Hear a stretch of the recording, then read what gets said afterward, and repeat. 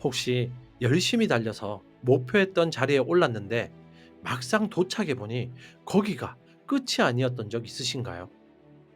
분명히 예전보단 훨씬 넉넉해졌는데 마음은 어째서인지 더 허기지고 나보다 앞서가는 사람들만 눈에 들어와 밤잠을 설친 적은 없으신가요?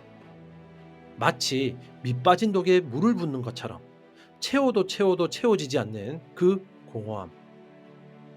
그리고는 이렇게 생각합니다. 나는 언제쯤 편안해질 수 있을까? 오늘 이야기는 그 끝없는 갈증의 고리를 끊고 진정한 부를 손에 쥐는 가장 냉철한 자각에 대한 이야기입니다. 이 영상을 끝까지 듣기로 선택하신다면 당신은 숫자 늘리기라는 환상에 마비되었던 뇌를 깨우고 욕망의 구멍을 메우는 멈춤의 기술을 통해 당신의 삶이 진짜 자유를 얻게 되는 새로운 부의 공식을 얻게 될 것입니다. 반갑습니다. 여러분의 꿈속에 들어가 억지로 함께 걷게 만드는 꿈을 걷는 자입니다. 오늘의 한 줄 담기는 당신을 평생 가난하게 만드는 그 마음의 병을 치료하는 세네카의 날카로운 처방전입니다. 가난은 가진 것이 너무 적다는 말이 아니다. 원하는 것이 훨씬 많다는 말이다.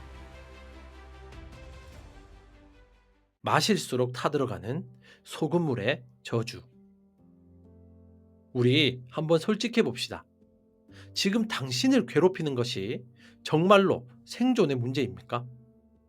아니면 비교의 문제입니까? 우리는 목이 마르면 물을 마십니다. 갈증이 해소되면 물컵을 내려놓죠. 이것이 자연의 이치입니다. 그런데 부에 대해서만큼은 우리는 이상한 행동을 합니다. 마시면 마실수록 컵을 내려놓기는커녕 더 큰 컵을 찾으며 울부짖습니다. 세네카는 이 기이한 현상을 소금물에 비유했습니다. 세네카는 어느 한 서신에서 쾌락과 탐욕은 소금물과 같다. 마시면 마실수록 더 목이 마르다라고 명확히 언급했습니다. 바닷물을 마시면 잠시 목을 축이는 것 같지만 곧이어 몸속의 수분을 더 빼앗아가 극심한 갈증을 유발합니다. 우리가 추구하는 숫자 늘리기 게임이 바로 이 소금물을 들이키는 행위와 똑같습니다. 더 좋은 차, 더 넓은 아파트, 더 비싼 시계. 이것을 손에 넣는 순간 우리는 만족을 얻는 것이 아니라 더 높은 수준의 비교 대상을 얻게 됩니다. 경차를 탈 때는 중형차만 보였는데 중형차를 타니 외제차가 보이고 외제차를 타니 슈퍼카가 보입니다. 내가 올라선 그 높이만큼 내 욕망의 시야도 정확히 그만큼 넓어집니다. 이것이 바로 세네카가 말한 자연이 아닌 헛된 욕망의 실체이죠. 자연이 요구하는 것, 즉 배고픔과 추위 해결은 한계가 있습니다. 배가 부르면 더 이상 먹을 수 없죠. 하지만 헛된 욕망, 즉 과시, 명예, 탐욕은 타인의 시선에서 비롯되기 때문에 한계가 없습니다.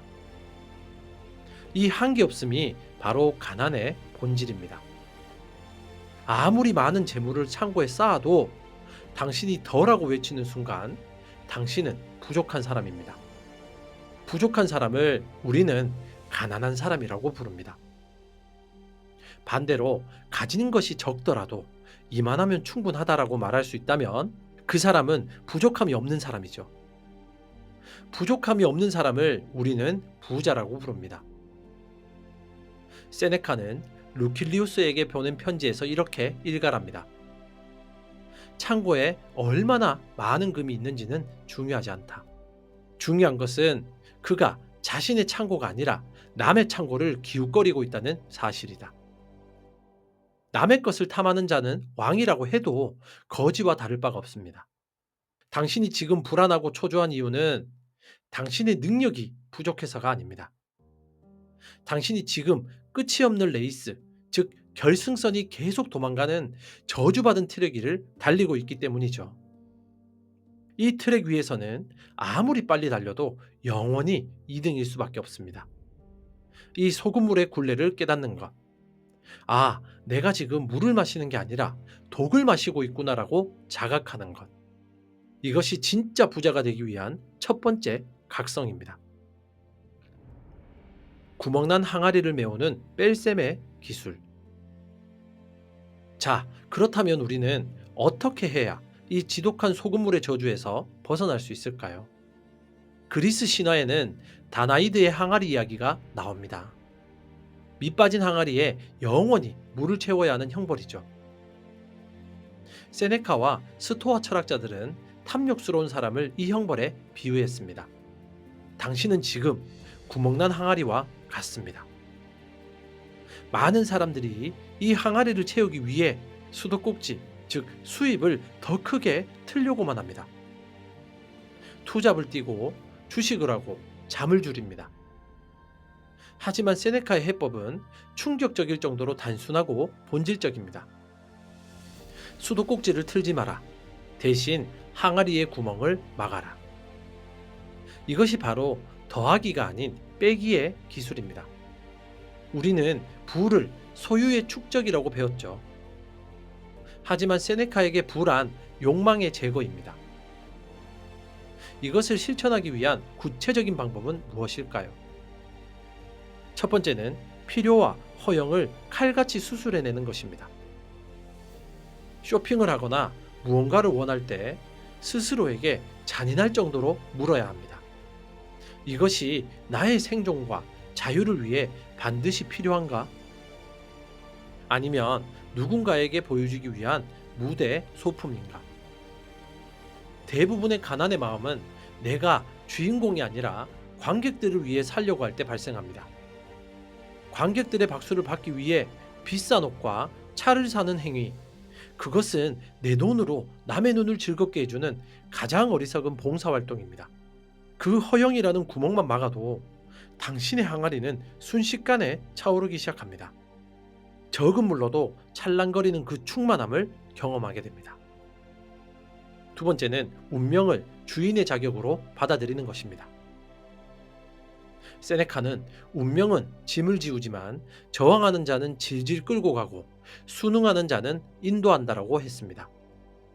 외부의 상황, 즉 경제 위기, 물가 상승은 내가 통제할 수 없습니다. 통제할 수 없는 것에 목을 매는 것은 스스로 노예가 되기를 자처하는 것이죠. 하지만 내 마음의 구멍을 막는 것은 오직 나만이 할 수 있습니다. 없으면 없는 대로 나는 고귀하다. 이 태도야말로 그 어떤 재벌도 가질 수 없는 왕의 품격입니다. 외부 상황에 휘둘리지 않는 단단한 내면의 성벽을 쌓는 것. 이것이 진짜 부자의 자격입니다. 세 번째는 자유를 최우선 가치로 두는 것입니다. 자유를 위해 굶어 죽을 각오가 된 자만이 진정한 부자다. 돈을 벌기 위해 내 시간, 내 건강, 내 영혼을 팔아넘기고 있다면 그것은 부자가 되어가는 과정이 아니라 비싼 노예가 되어가는 과정일 뿐이죠. 진정한 부는 돈의 많고 적음이 아니라 나는 원하지 않는 것을 거부할 권리가 있다는 그 자유의 크기에 달려 있습니다. 욕망을 줄이면 비굴해질 필요가 없습니다. 욕망을 줄이면 눈치 볼 필요가 없습니다.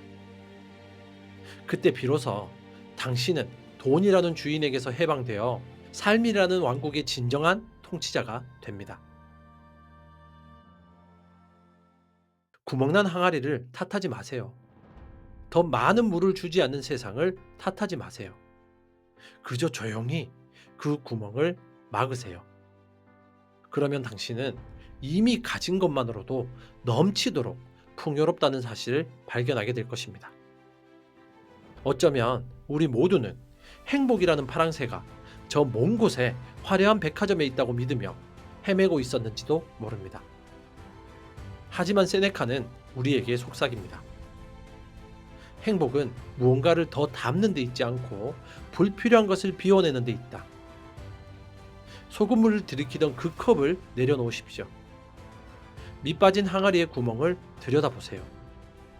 그 멈춤과 비움의 순간 당신은 숫자로는 측정할 수 없는 가장 거대하고 고귀한 부, 바로 만족이라는 보물을 손에 넣게 될 것입니다. 기억하십시오. 가장 부유한 사람은 가장 많이 가진 자가 아니라 가장 적게 필요한 자입니다. 당신의 꿈 곁에서 함께 조용히 걷는 꿈을 걷는 자였습니다. 감사합니다.